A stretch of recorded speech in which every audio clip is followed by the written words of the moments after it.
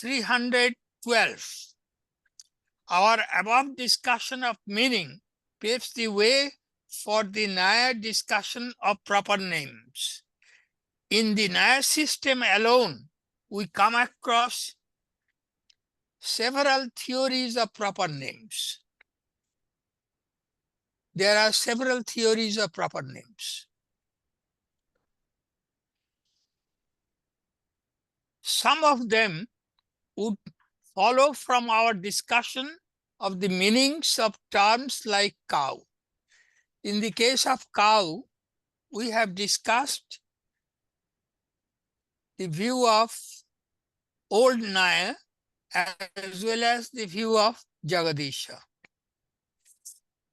One of our aims in this paper is to substantiate one of the views of the Naiyāyika with some modification, which I have developed.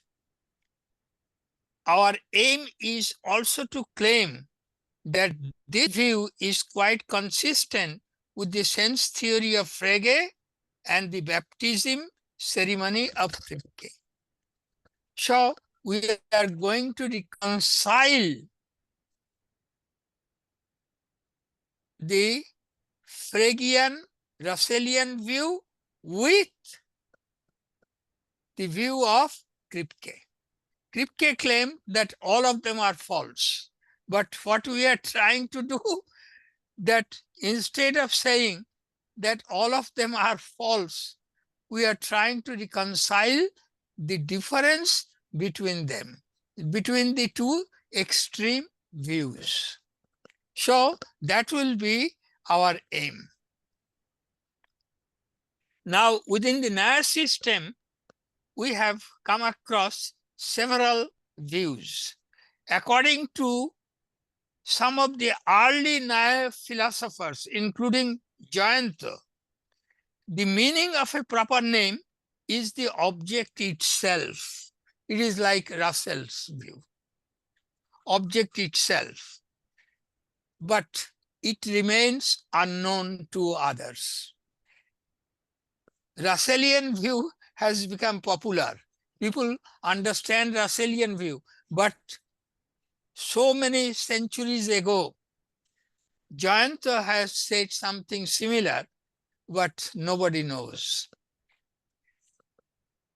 Since a proper name is applicable to one object only, the meaning complex cannot include a universal as it does in the case of general term such as cow. The word like akasha, sky or ether, and a proper name such as John are included in this category. So, singular terms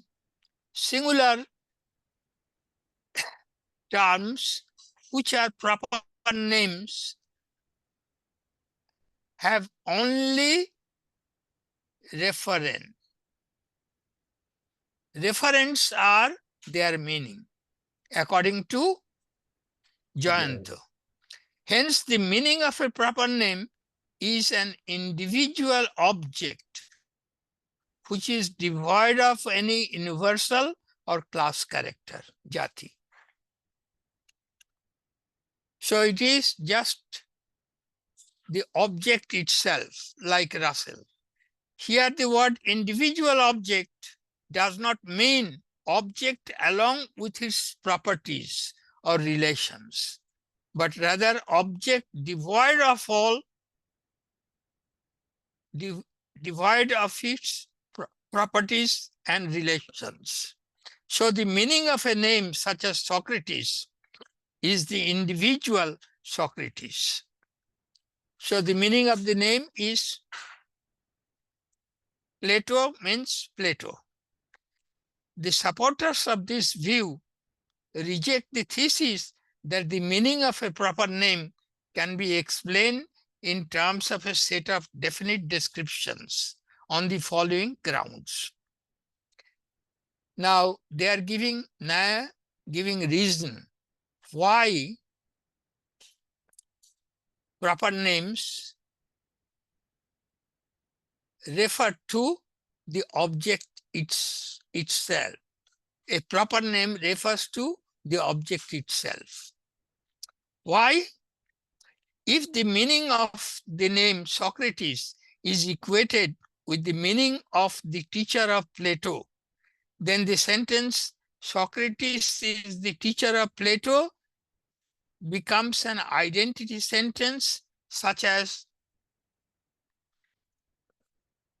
that the mode of presentation of the limit or the mode of presentation or the limiter of the subject, Uddeshyata Avachedaka, is the same as the mode of presentation or the limiter of the predicate. So, in case you equate Socrates with the teacher of Plato, then when we say Socrates is the teacher of Plato, it becomes identity sentence. The teacher of Plato is the teacher of Plato.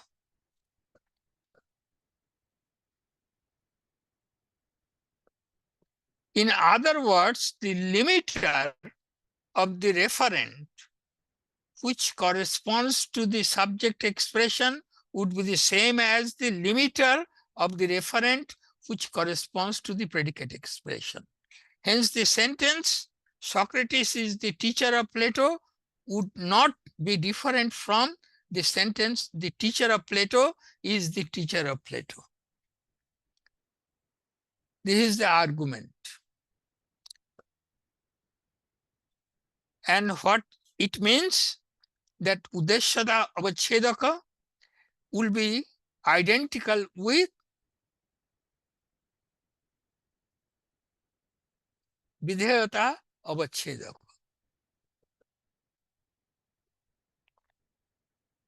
According to the Nyaya, if the limiter of the subject is the same as the limiter of the predicate, then the sentence does not generate any cognition. According to Nyaya, this is the view of Nyaya. If the limiter is the same as subject and the predicate, then it does not generate a cognition. The parts will generate a cognition, but not the whole. That is to say, neither the hearer nor the speaker of this sentence would understand the meaning of it as distinct from the meanings of its parts. This follows from the Nyaya theory of qualificative cognition.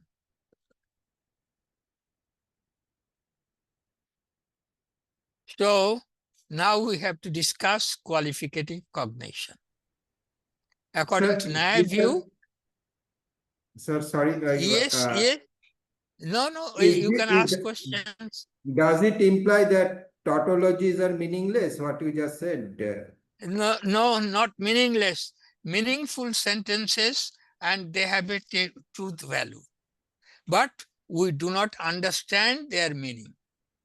Okay. Because predicate is the same as the subject. So tautologies and contradictions are meaningful sentences. And I have discussed in one of my papers nearly 20 or 30 expressions, and I have discussed them.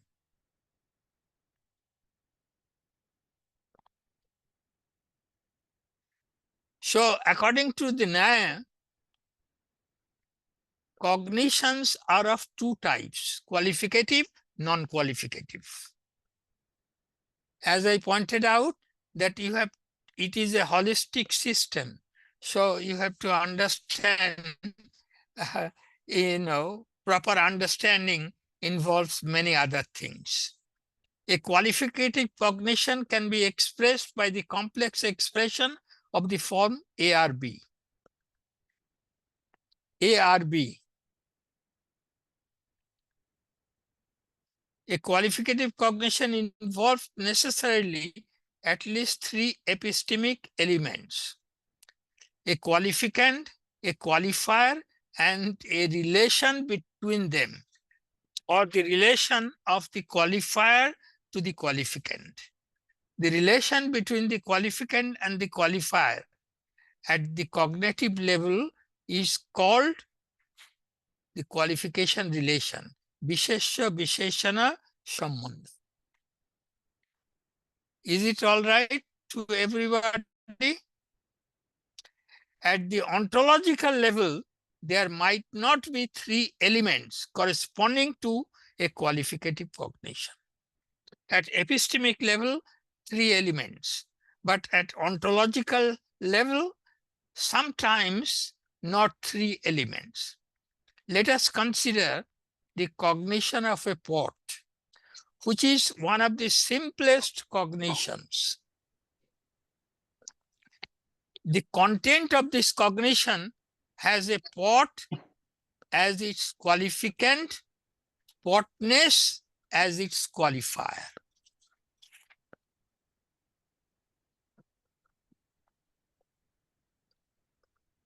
And the relation of inherence as its qualification relation.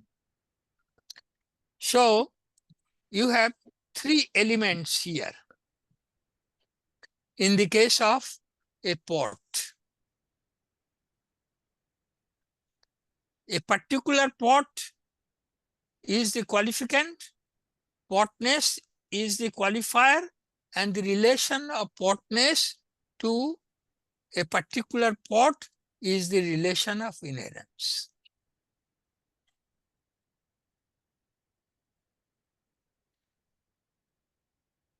Since a relation relates a qualifier to the qualificand, this type of cognition is also called relational cognition. It is called qualificative cognition.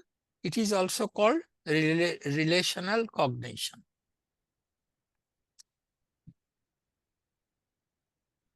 Even the cognition represented by a proper name, such as John, would contain three elements at the epistemic level. These three elements would be the individual John, the property of being John, Tadvyaktitva, and the self-linking Sarupa Sambandha, which will relate Tadvyaktitva, property of being John, to John, according to the Naiyāyika view. When you utter the word John, there is a mode of presentation of John.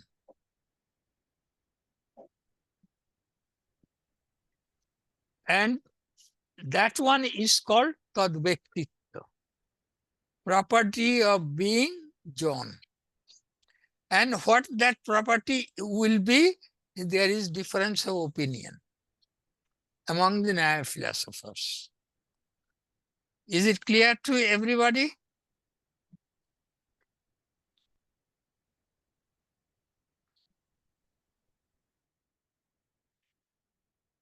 Since a self-linking relation is not a separate ontological entity, it has to be identified either with the first term, Anujogin, or with the second term, Pratijogin.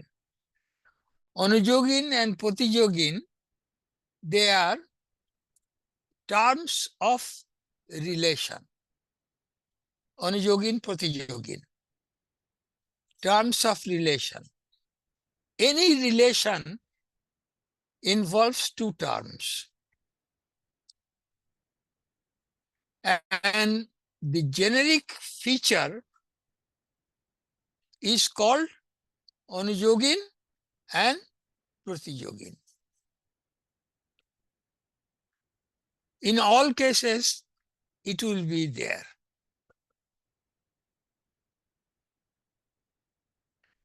However, it is usually identified with the first term. So the ontological level,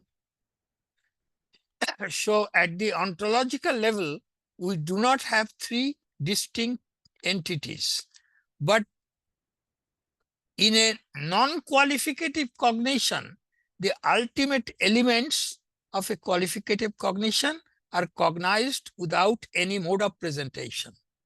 If A or B represents the cognition of a pot, then in a non-qualificative cognition, the reference of A and the reference of B are cognized without any mode of presentation. Not the relation. Relation does not come into picture.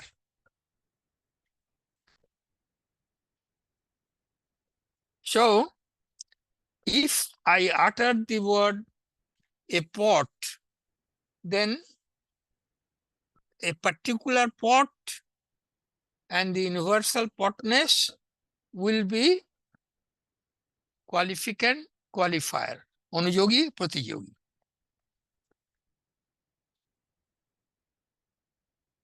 But in a non-qualificative cognition, a pot is cognized without any mode of presentation, and potness is cognized without any mode of presentation.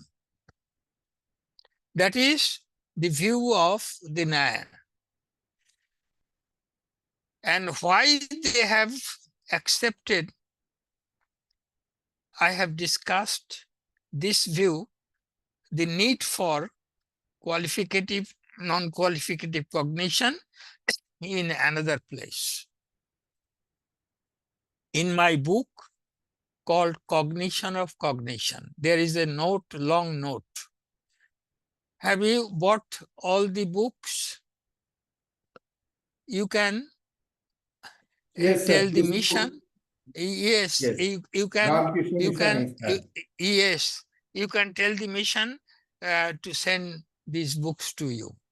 And recently I got the books, The Relevance of Indian Philosophy to Contemporary Western Philosophy, new reprint, because the old reprint, the last year you had,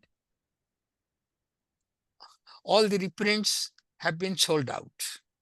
So they Yes, sir. made a new reprint. New edition, yes. New reprint. And you can, yes, reprint.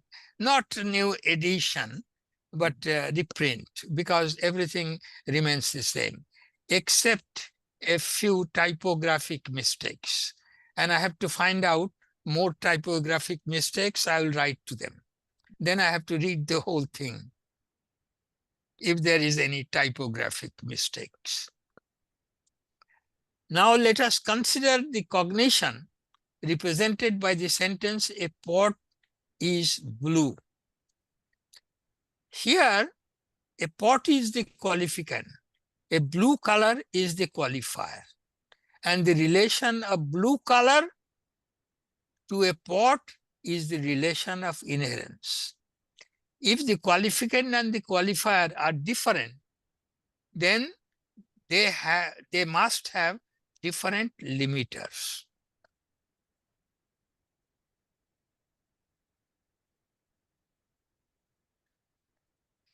In this case, the potness is the limiter of the property of being the qualificant, which resides in a pot, and blueness is the limiter of the property of being the qualifier, which resides in a blue color. Uddeshyata avachedaka and vidheyata avachedaka. Uddeshyata avachedaka, you will be, a pot is blue, potness, uddeshyata avachedaka. And blueness will be vidheyata অবচ্ছেদক।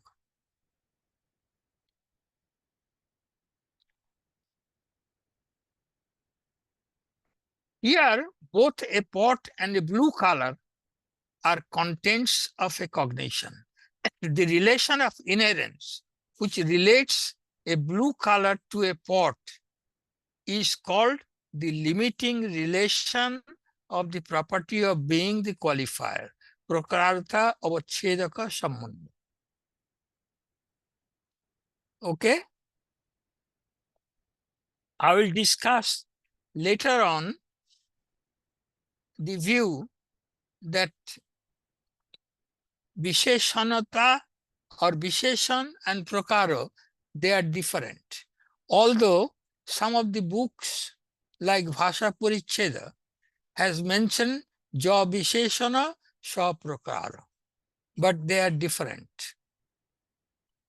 All right? So even the elementary books contain some mistakes. Perhaps they do not want to introduce complication.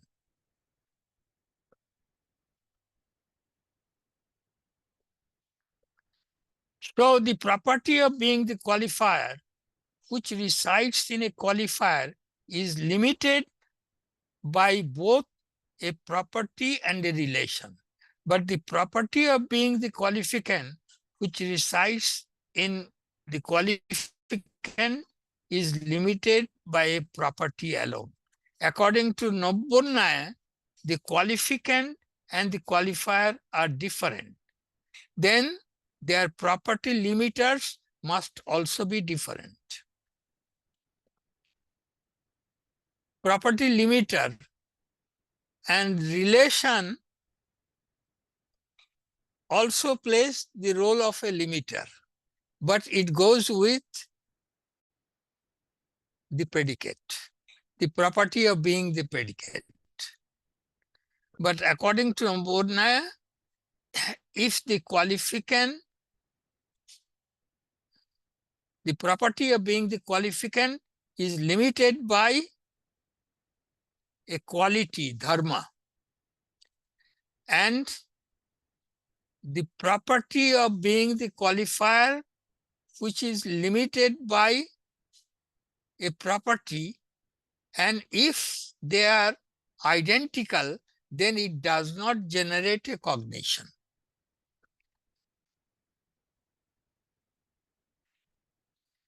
That is why the teacher of Alexander the Great is the teacher of Alexander the Great does not generate any cognition distinct from the cognition generated by the teacher of Alexander the Great.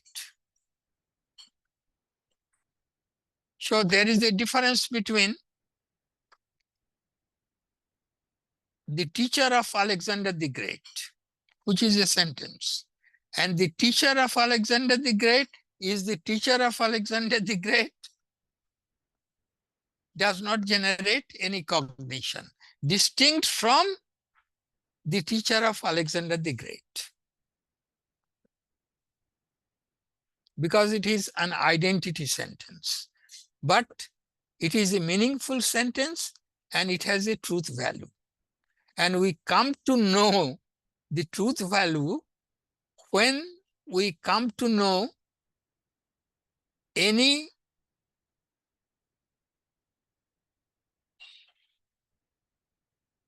property of the teacher of Alexander the Great, true property.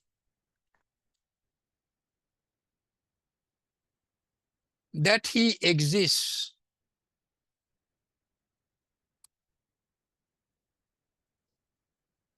If that property is true, then we come to know the teacher of Alexander the Great is the teacher of Alexander the Great is true. In some context, we come to know. What context? That something about the Alexander the Great, the teacher of Alexander the Great is true. Thereby, we come to know that identity sentence is also true. And thereby, we come to know that contradiction is false. The teacher of Alexander the Great is not the teacher of Alexander the Great will be false. Identity sentence A is A will be true, A is not A will be false. It is an ingenious attempt of the Nobunaya. Especially, I am grateful to my Guru.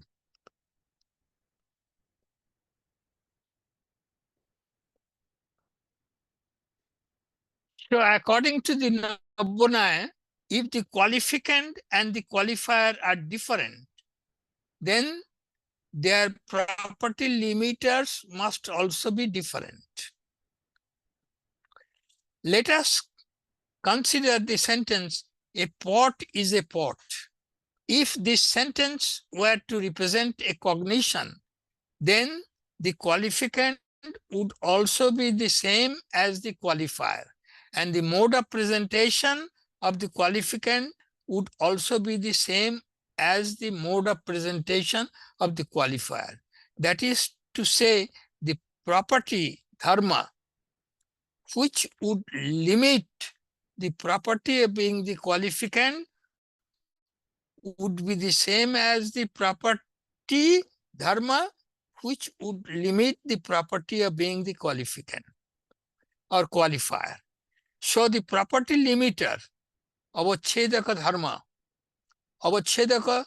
dharma, not sambandha, would be the same in both the cases. Hence, the sentence a pot is a pot would not represent a cognition different from the cognition expressed by the term a pot. So a pot is a pot would not represent a cognition different from a pot.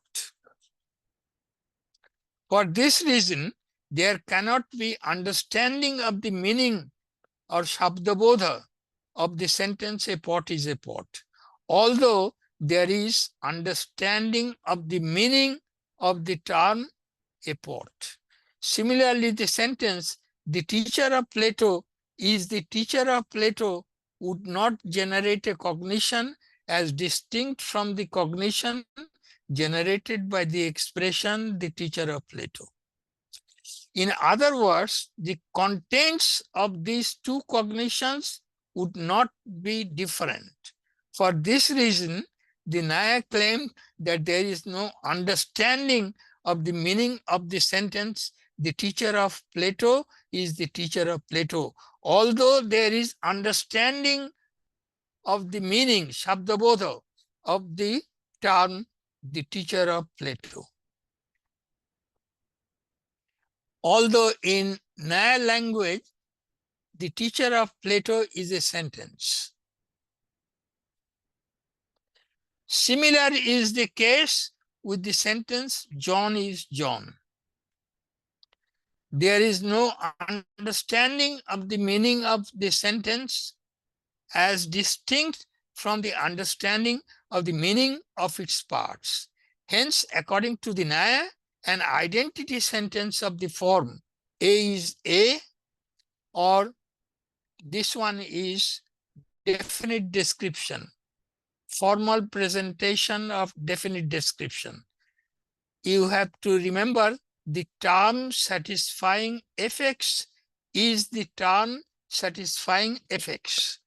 Instances will be the author of Waverley is the author of Waverley. The author of Gitanjali is the author of Gitanjali. It is a formal presentation. Okay?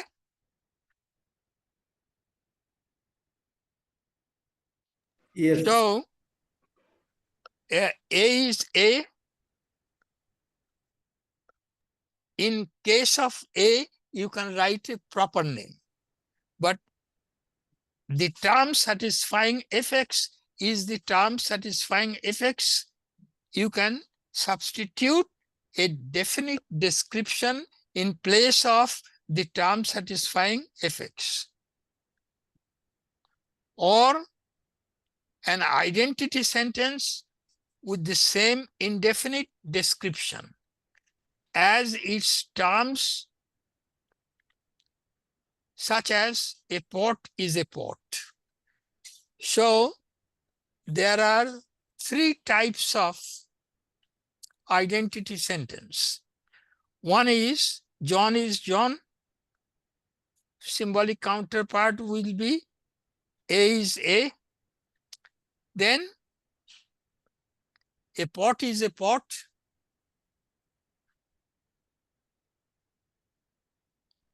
A pot is indefinite description.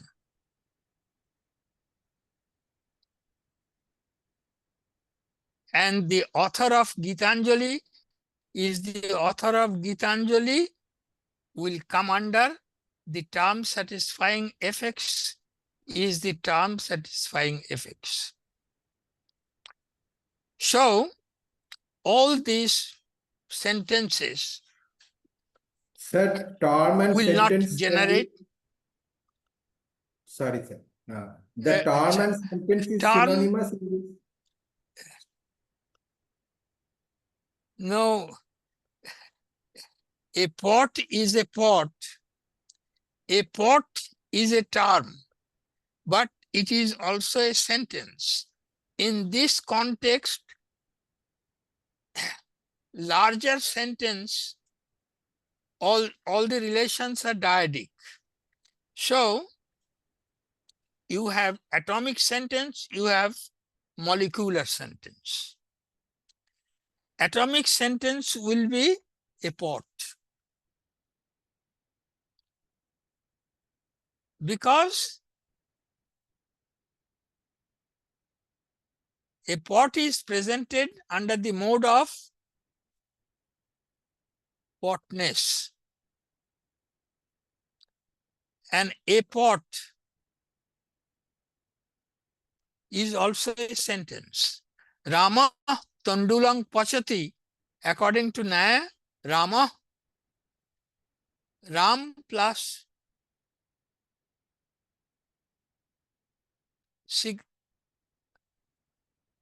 signifying ha, which is also a morpheme. Any two morphemes, meaning bearing term, is called morpheme. Minimal meaning bearing term is called morpheme.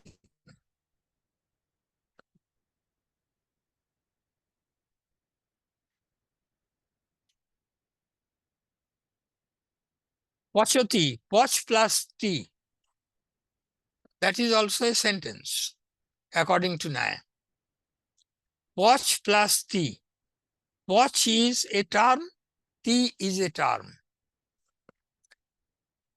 Of the sentence, Pachati. Now, John is cooking rice. It is a complex sentence.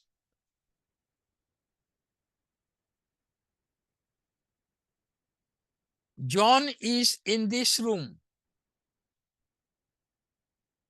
Two terms will be John and being in this room. John is bald. So two terms are there, John and being bald. A pot is green. Two terms are there, a pot and green. But if I say a pot, then it is also a sentence.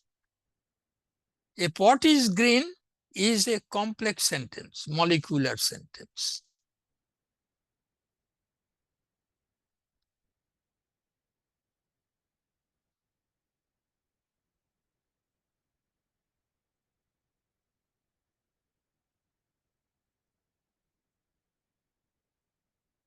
A pot is green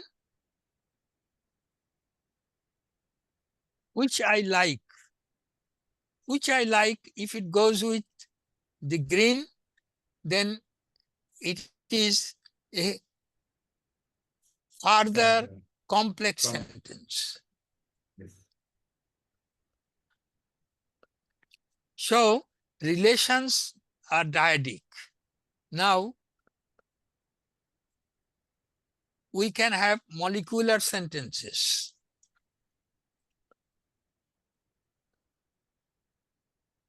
A pot is green is a molecular sentence. A pot is green, which I like or which is in my room, is further complex sentence.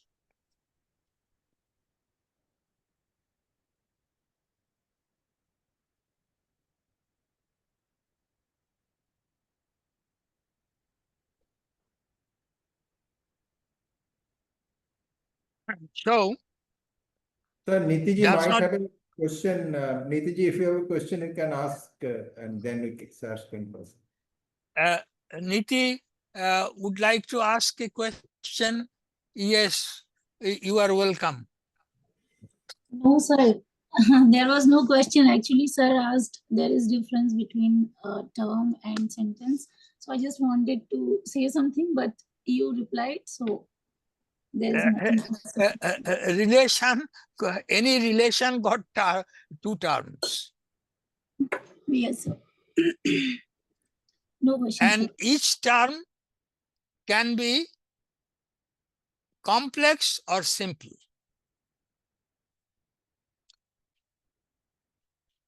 So when I say a pot,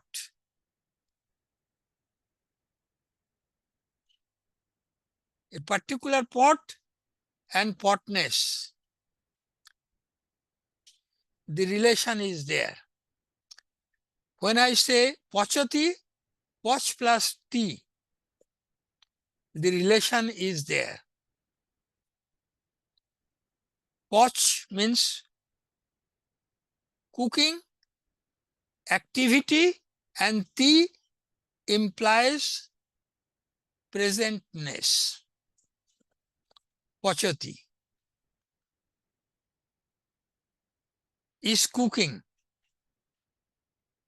Cooked, if I say, then cooking activity, ED signifies pastness. But when I say he is cooking, then it is a further complex sentence. And he is cooking rice, then it is a further complex sentence. You can go on adding. But always relation is dyadic.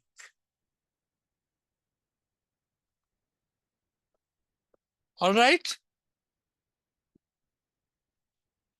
So, Yes. according to Naiyāyika, each part of an identity sentence, there are three types of identity, would generate the same type of cognition. Hence, their contents would be the same. From this view of Naiyāyika, one should not conclude that an identity sentence of the above form is meaningless, neither true nor false. According to the Naiyāyika, each sentence of the above form would be perfectly meaningful and it would be either true or false. From the above discussion of identity sentence, it follows that the content of cognition generated by the sentence, Socrates is the teacher of Plato, is not different from that of the cognition generated by the term, the teacher of Plato. If the meaning of Socrates is the teacher of Plato, this situation can be avoided if it is claimed that the meaning of a proper name is the object itself. This is the argument of Jayanta. We have put, we have put forward the argument of Jayanta in this way. Is it clear to everybody? Why he said that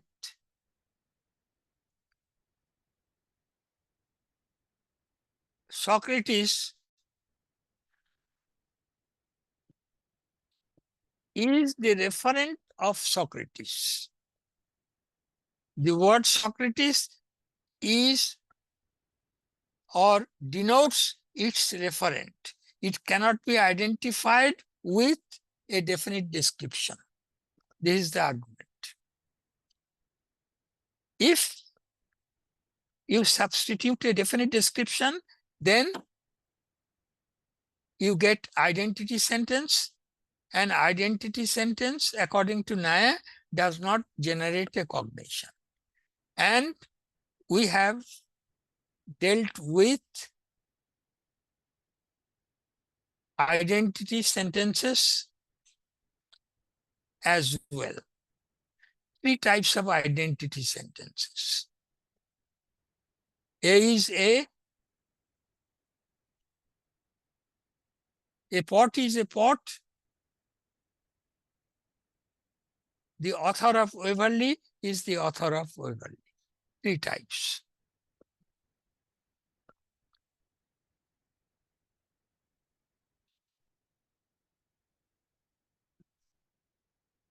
This situation can be avoided if it is claimed that the meaning of a proper name is the object itself. That is to say, the meaning complex of a proper name includes only the referent of it.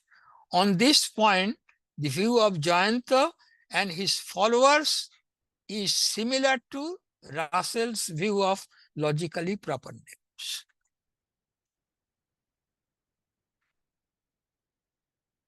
So, we found some similarity with Jayanta and Russell, although we have put forward some argument for the view of Jayanta.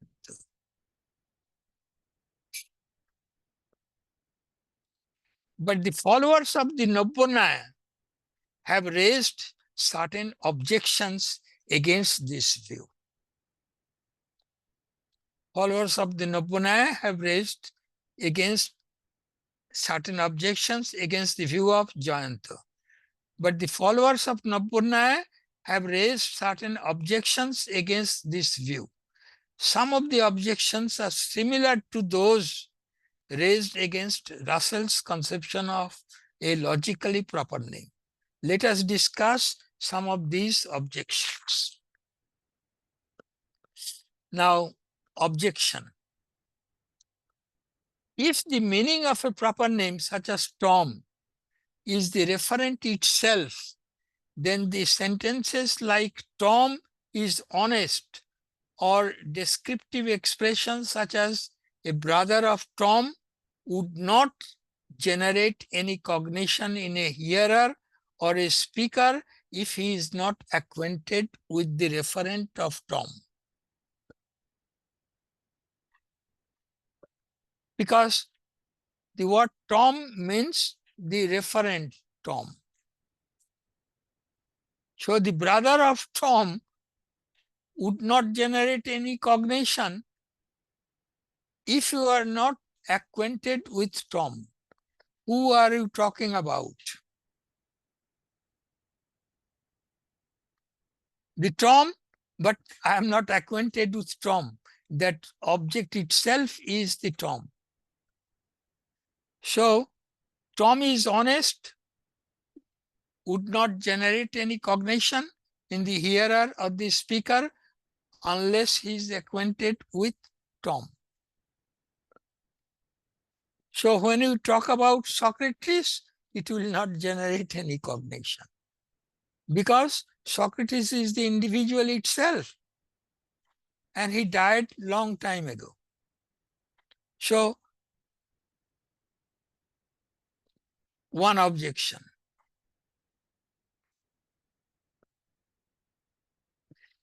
Hence, such sentences or expressions. Why I have used the word expression?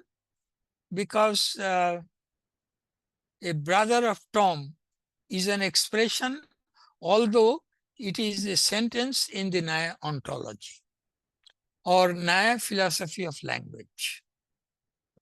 That is why I have used the word expression, so that Western can understand.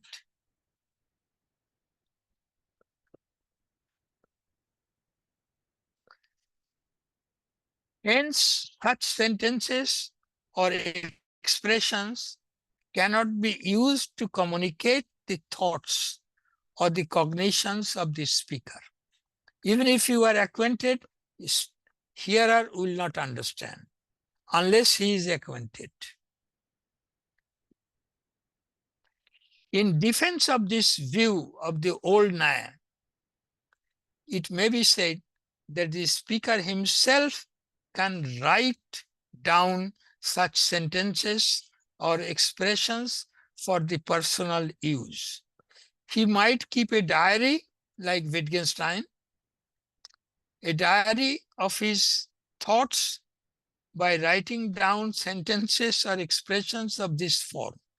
Against this defense, it may be said that the speaker also would not understand the meanings of such expressions if the referent of a proper name is destroyed or if he is not acquainted with the referent.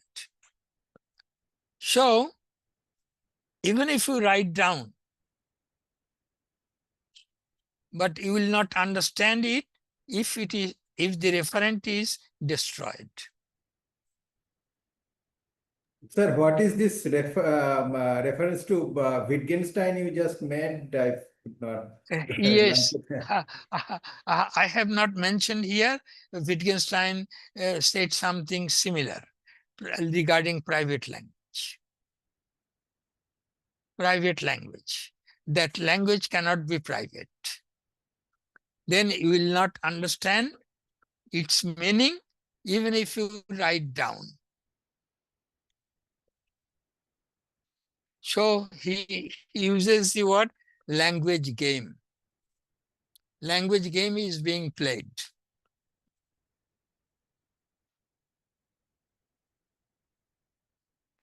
So,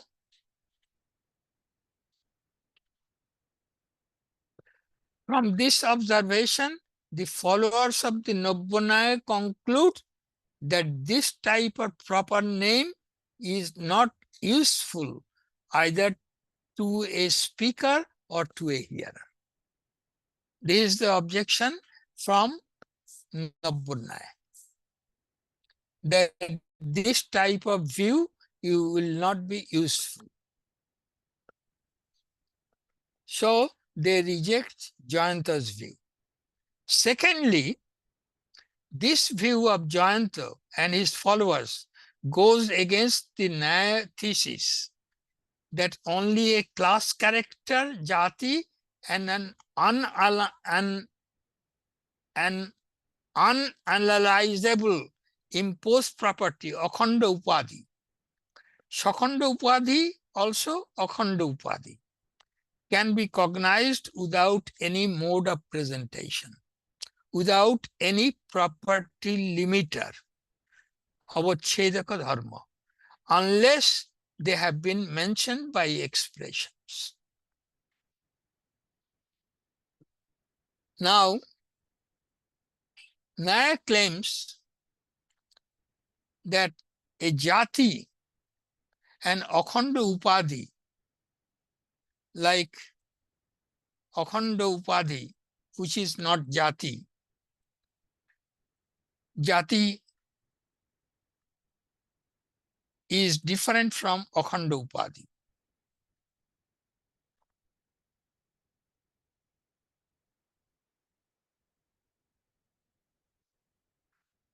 When I say a pot, a particular pot is cognized and potness is cognized. and the relation of potness to pot is cognized. Okay. Now, a potness appears without any mode of presentation. But if I say potness belongs to this pot, then potness requires a mode of presentation.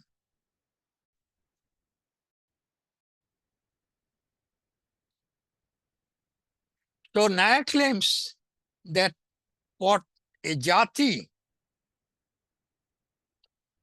or akhanda upadhi example will be abhavat, abhavat, abhavat. Oh, yes. John, abhavat.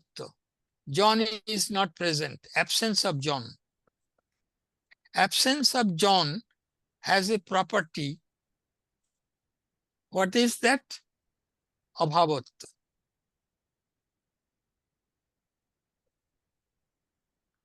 They are cognized without any mode of presentation, unless they have been mentioned.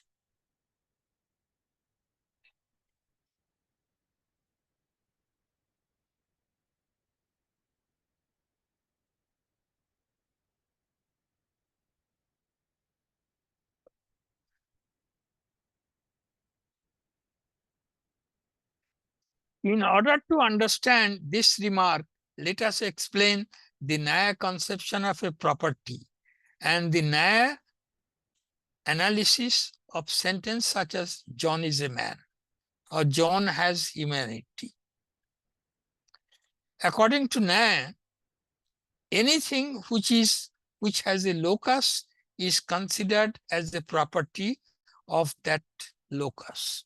So a property may be defined in the following way. Property, not quality, but property. Properties is a generic term. X is a property if and only if, or defined equivalent of there is a y is the locus of x. Anything which has a locus becomes a property.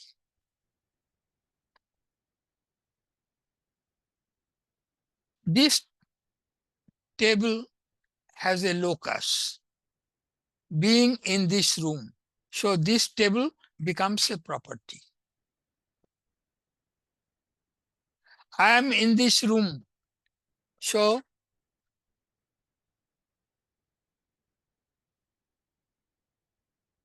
me becomes a property of this room because it has a locus. Since a class character, jati, quality, guna, and action inhere in a substance, they are considered as properties of substances. The particularities of eternal substances are considered as properties of those substances. Since a whole avayavin, such as a table, inheres in its parts, avayava, a whole is considered as a property of its parts. Similarly, property of being John, uniqueness of John is considered as a property of John. Here I am giving you a set of examples of property. This property is different from a class character. A quality, action, and particularity of eternal substances, anta-vishesha. Since the property of being John has no parts, it is called an unanalyzable imposed property. By using lambda operator, it may be symbolized in the following way. The being John. Being John lambda operator I have used. Lambda operator comes, propositional calculus, then you have quantification relation, then lambda operator. Sir, I have a question. Yes, lambda operator is is used in higher logic.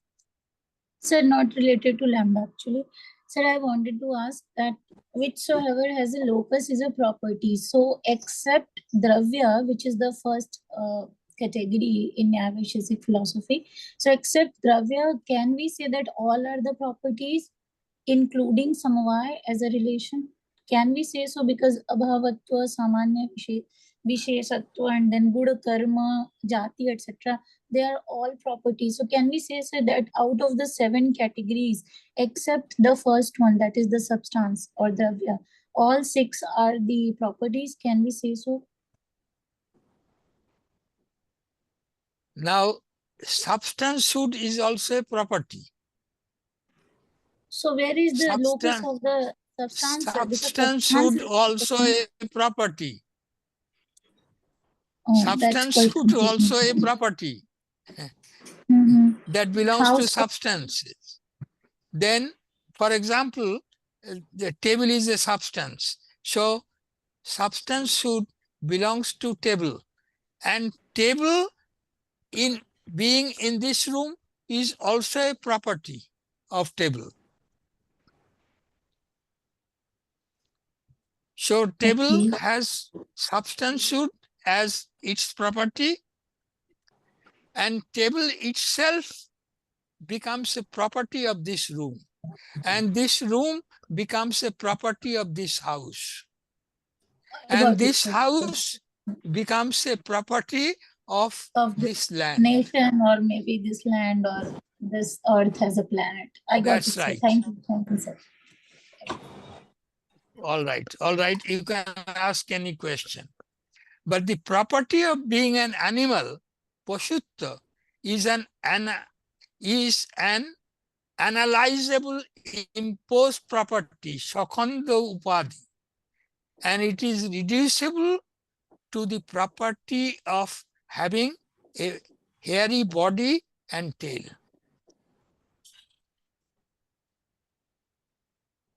Lomo langula. Lomo and langula. Tail. Hairy body and tail. That is called Pashutta. And it is an analyzable imposed property. Similarly, the property of being the eldest son of John is considered as an analyzable imposed property. It may be symbolized in the following way. Lambda, I am using the property of being the eldest son of John, where the term satisfying fx stands for the eldest son of John. The property of being the eldest son of John can be symbolized by using lambda. Lambda, y is identical with the term satisfying fx. That means property of being the eldest son of John is a property, but it is a complex property.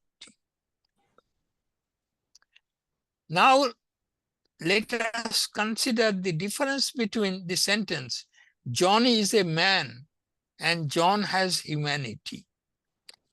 In the cognitive counterpart of the former sentence, John is the qualificand and a man is the qualifier. The qualificand, according to the Naiyāyika, must be presented under some mode of presentation, avachedaka. So must be the qualifier. In this case, the property in this case, the qualificant is presented under the mode of the property of being John. John is a man. When I say John is presented under a property of being John. And the qualifier is presented under the mode of the class character humanity. Is it clear to everybody?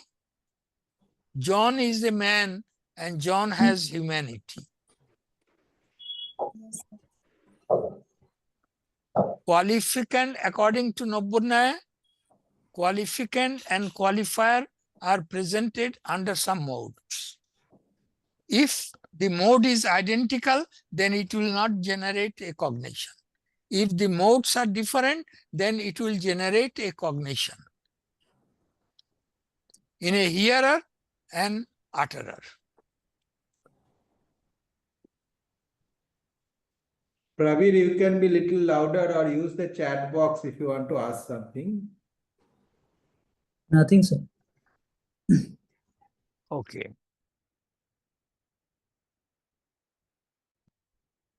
So several people have joined.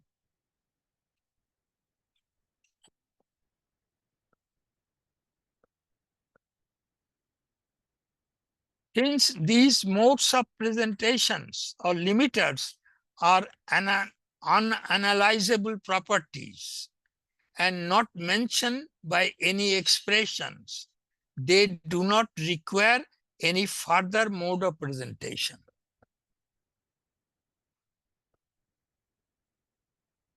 John is a man.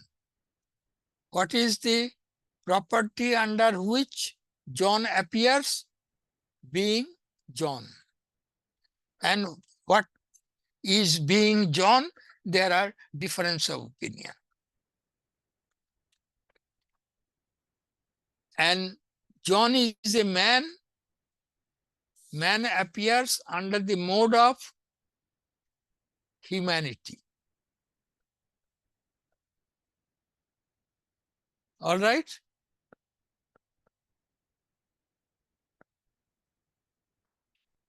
Since these modes of presentation are limiters, are unanalyzable properties, not mentioned by any expression, they do not require any further mode of presentation. Akhanda Upadhi, being John, is Akhanda Upadhi. Not like Poshutto.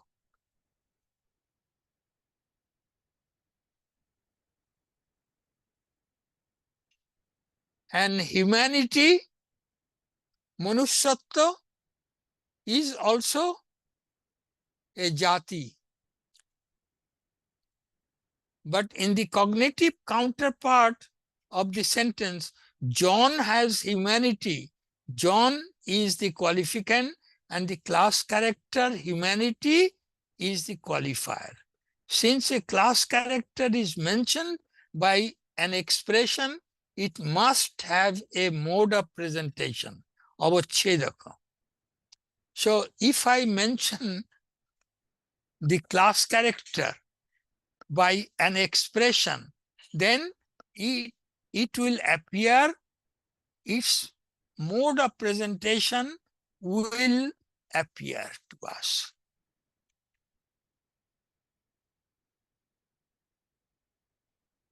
And what is that mode of presentation of humanity? That which belongs to human beings and human beings only. Gottotto. Gotto, gottotto. Gottotto is a property of gotto.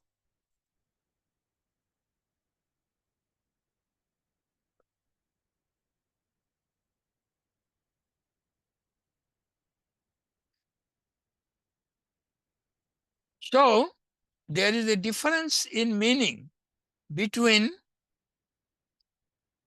John is a man and John has humanity.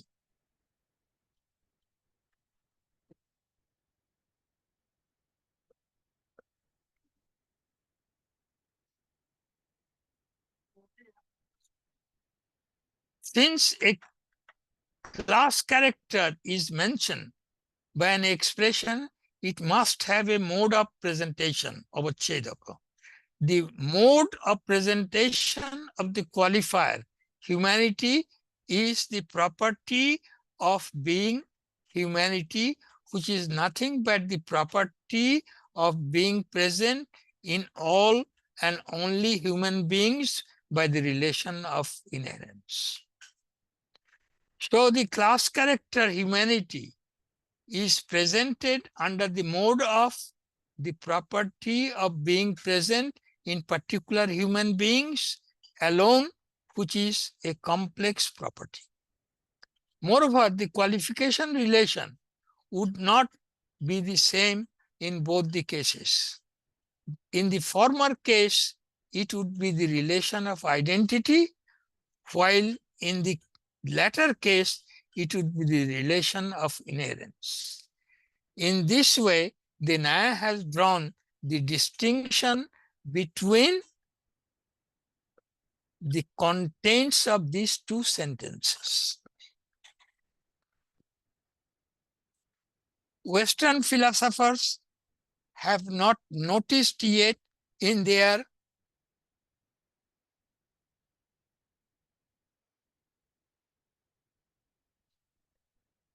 philosophy of language that John is a man and John has humanity. They have different meaning contents and different is exhibited at the level of cognition. Is it clear to everybody? You have to write, you can write a paper on this topic itself. Difference between, distinction between John is a man and John has humanity. There are at least 20 topics in this paper, and you can write separate papers on this topic. And you can compare with Western philosophers. Now, if we follow Jayanta's view of proper names, then we have to admit that an individual John, such as John, can be presented without any mode of presentation, even if he is mentioned by an expression. So we are going against the thesis that if anything is mentioned by an expression, then the cognition of it requires a mode of presentation. So here, if we accept the Jayanta's view, then we are going against the Nyaya conception of mode of presentation. Anything which is mentioned has a mode of presentation.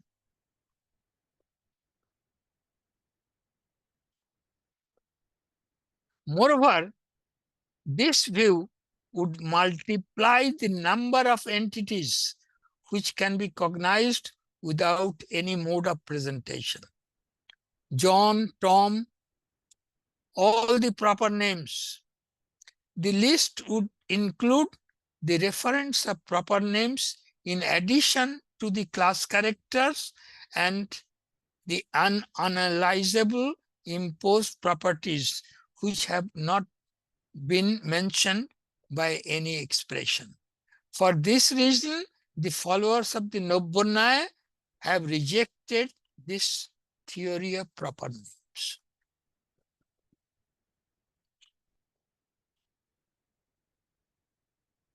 So you can understand now the standpoint of Nobunaya and the standpoint of Jayanta. What is the problem with Jayanta's view? That a proper name has been mentioned, but without any mode of presentation. And Naya claims that the expression mentioned in our language has a mode of presentation, referent and mode of presentation. So when we say John is a man, then John requires a mode of presentation, property of being John. But in Jayanta's view, it does not require any mode of presentation. Then how many objects do not require any mode of presentation? All the proper names, all the jatis, universals, and all the akhanda upadhi, unanalyzable Imposed properties. imposed property.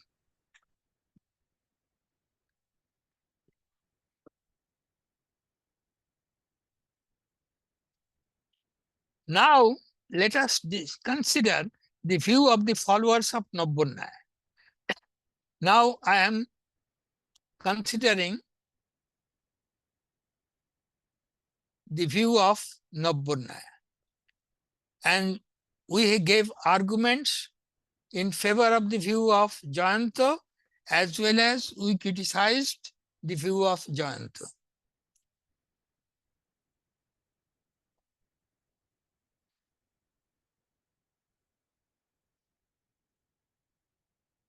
Some of the followers of the Nobunaya, such as Jagadisha, have claimed that there is no fundamental difference between a proper name and a generic term, such as a man.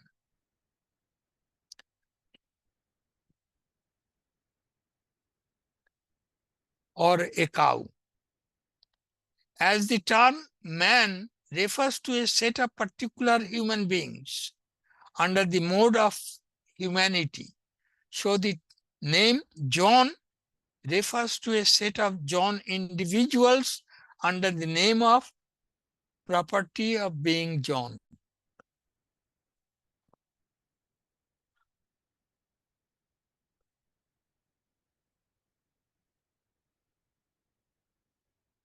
According to this view, the person called by the name John is a series of John individuals. The John applies to each of the members of this series. Hence, a proper name such as John is on a par with a general term such as a man. In this respect, the Naya use of proper name is similar to Russell's use of the term Piccadilly.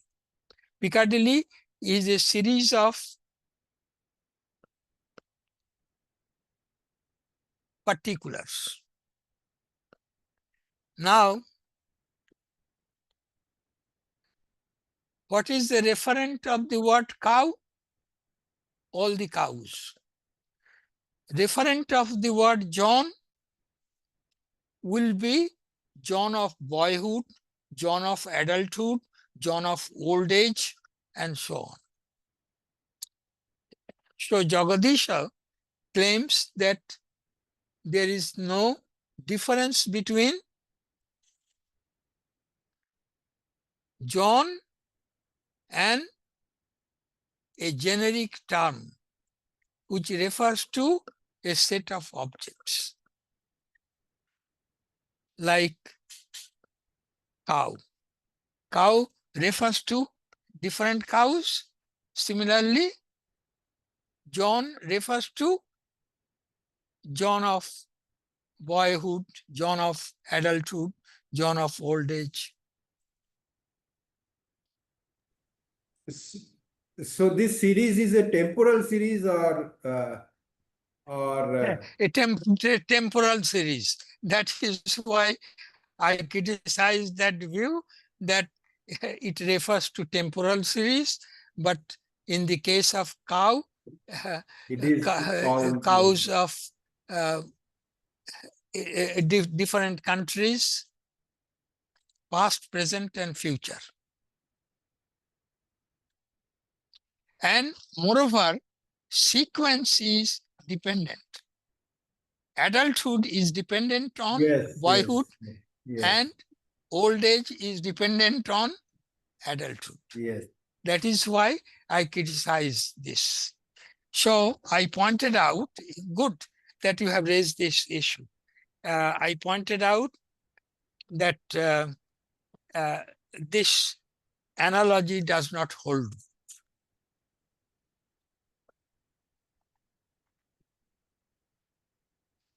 Moreover, according to this view, the meaning exceeded our time, yes. sir. We will continue, but this paragraph I will conclude. Moreover, according to this view, the meaning complex of a general term, such as cow, contains three elements. The referent of the word cow, a unique and an essential property of the reference, which is cowness in this case, and the relation of inherence, which relates the latter to the former. So the meaning complex of a proper name, such as John, contains three elements: the referent of John, that is different John individuals, a unique and essential property of the reference, which is Johnhood, and in this case, and the relation of inherence, which relates the latter, Johnhood, to the former. In this context, the word John individuals refers to different stages of John, such as the John of boyhood, the John of adulthood, and the John of old age. This is the view of Jayanto. And you have raised also a criticism that the sequence is such that it is temporal and one is dependent on another. But in the case of cow, one cow is not dependent on another cow. The cow of India is not dependent on the cow of New Zealand or Australia, and in different locations. So the sequence does not hold good. The analogy does not hold good. So I have pointed out the difference between the word cow and the word John has been emphasized in terms of baptism ceremony. According to Jagadisha, in the case of proper names such as John, the baptism or name-giving ceremony takes place at a particular time, and the father of John says, let the word John generate the cognition of my son. So the relation between the word John and the meaning complex is set up by the intention of the desire of a particular person. And the subsequent user of this name should use the word John to refer to the same John individuals. If the relation contains the same, then the reference of John would also remain the same. But in the case of the word cow, the relation has been set up by the intention of God, or we do not know when it was set up. This is another way of saying that the origin of baptism ceremony is not known. I am pointing out the difference. So the Nyaya emphasizes the conventional relation between an expression and what is referred to by that expression. In this respect, we find a striking similarity between the view of the Nyaya and that of Kripke. Both of them emphasize the initial baptism and the intention of the name giver. So, when John is born, his father baptizes John. This individual, let this individual called by the word John, and this is the intention of the speaker, and subsequent speakers will refer to that John. But there is no such baptism in the case of the word cow. All right. So today I will conclude with this note that there is remarkable similarity with Kripke and the Nobonaya, and we are going to criticize the view of Jagadisha, which erases the distinction between the cow, the use of the word cow, and John, that we do not have the same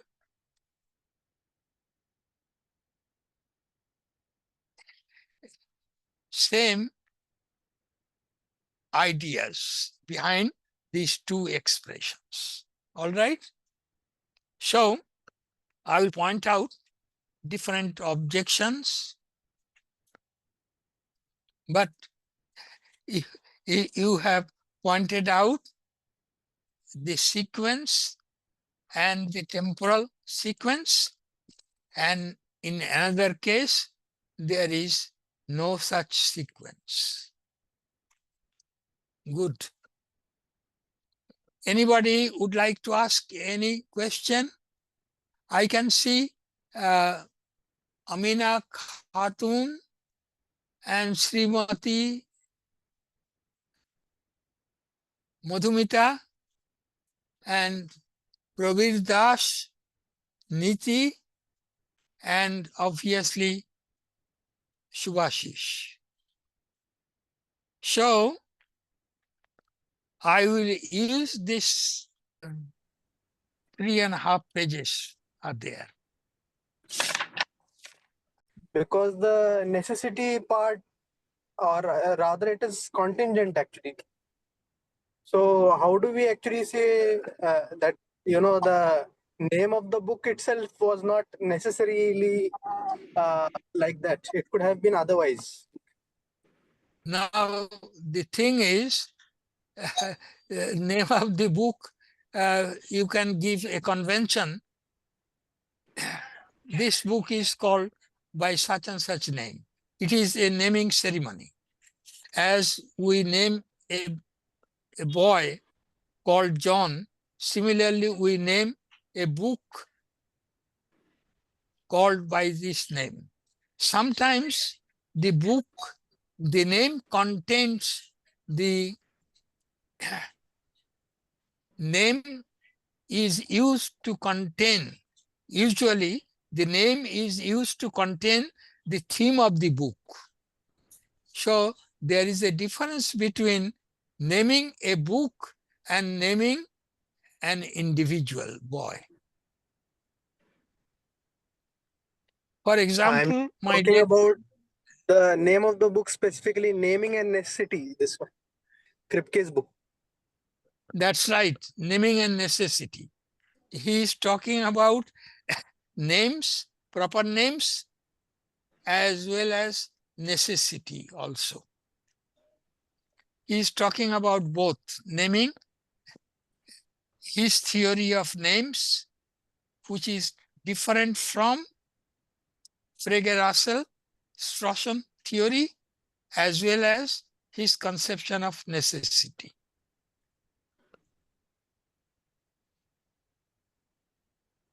Necessary properties are like the metal with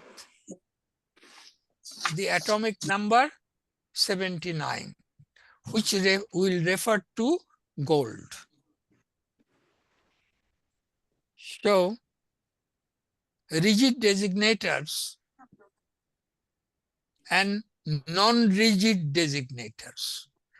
Proper names will come under rigid designator, and some properties like the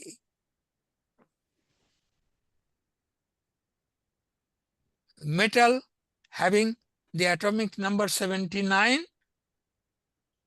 will be a rigid designator, but it will be a definite description. So he is talking about necessary, when to use the word necessary and when to use the word contingent, and how do we name an object. His theory is called causal theory or historical theory. We require a history of names. And I pointed out that since we do not have history of names, it is difficult to find out whether somebody called by that name existed or not.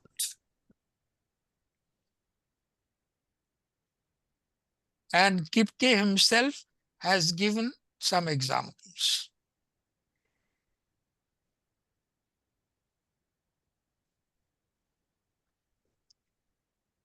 Are you with me? Have I answered your question?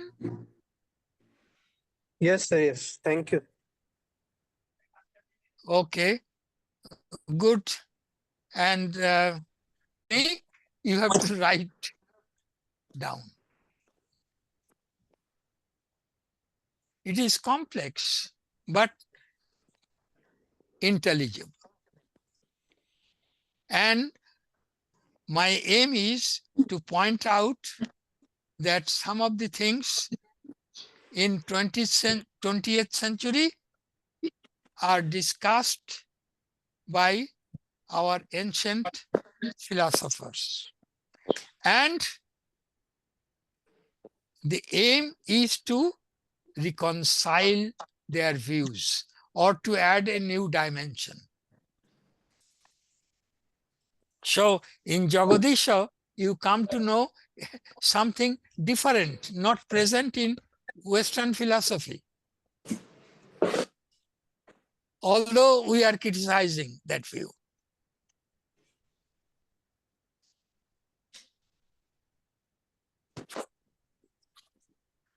All right.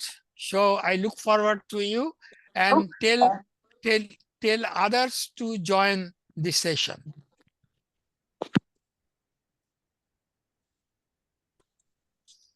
All right.